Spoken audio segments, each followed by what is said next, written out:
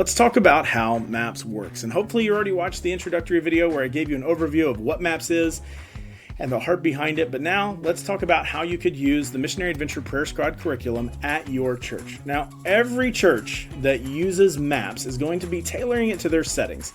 But here's the big picture. So first of all, your church identifies the missionaries that you already support. These are going to be the foundation of your MAPS program. Absolutely, I want you to engage missionaries from history. I think every kid should know who Hudson Taylor, William Carey, Amy Carmichael, George Mueller, the list goes on. I think every kid should know these names, read their stories. But let's start with the missionaries that need your support today. Front lines with your church, that agree with your statement of faith and are doing something that you can fully align with and you already support financially. So we're going to take each of those missionaries that your church already has, and first we want to give them an adult mission partner. This person is going to be someone that advocates for that missionary within your church, probably helps people know about them, but more importantly, they make a very simple commitment. They'll receive updates from the missionary, they'll have some communication with them, and they'll answer questions if a child asks them about their missionary. That's really it. So once you have your missionaries and then your mission partners identified, you're ready to start bringing kids into the program. And we like to call those kids explorers, MAPS explorers. You can call them whatever you want. And they each get a MAPS notebook when they sign up. Now, when our church launched this, I gave these out for free. They did not cost us a lot to make. So when you get the curriculum, we don't print these notebooks for you. The whole goal is to make this as cheap as possible for you. And if you have a way to bind and print stuff, there is no reason for us to raise the cost and make it difficult for you to get. You could have a notebook that looks very differently like this because we're going to give you all the content.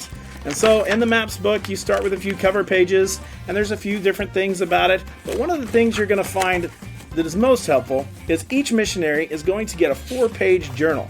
So there's 4 pages per each missionary. What we ask our kids to go through is each letter of MAPS works again for us. So first we have the missionary, and on page 1 they'll learn about their missionary. What country are they in? What do they do? What's their name? What are their kids? The adventure. Tell us about their country. What does their flag look like? What kind of food do they eat? Those sorts of things. Then we're going to look at the prayer part. How can I pray for my missionary? Many people just are afraid to pray out loud or don't know how to pray or don't think it's for them. Well, let's teach our kids to pray for our missionaries. And then we talk about how we support them. And that'll be different from church to church. You should talk about how your church supports missionaries. And this is the time for the kids to learn that and engage in that process. One day these kids won't be kids. One day these will be the members of your local church, and they need to help you move your missions program forward. We have to assign the Great Commission to the next generation.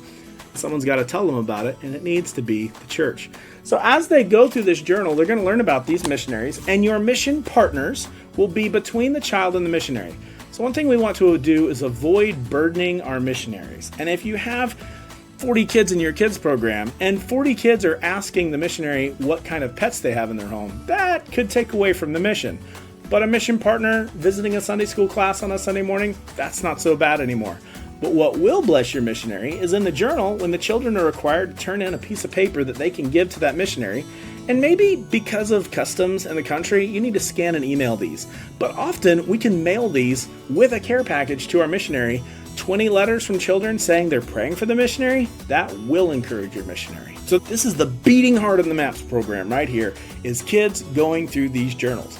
However, to keep them going through the journals, we want to provide some motivation for the kids, and we want to give them some reminders for how they're going to pray. I will include this in the next book. Let's talk about the accessories we use to bring into MAPS to help keep it moving with the kids.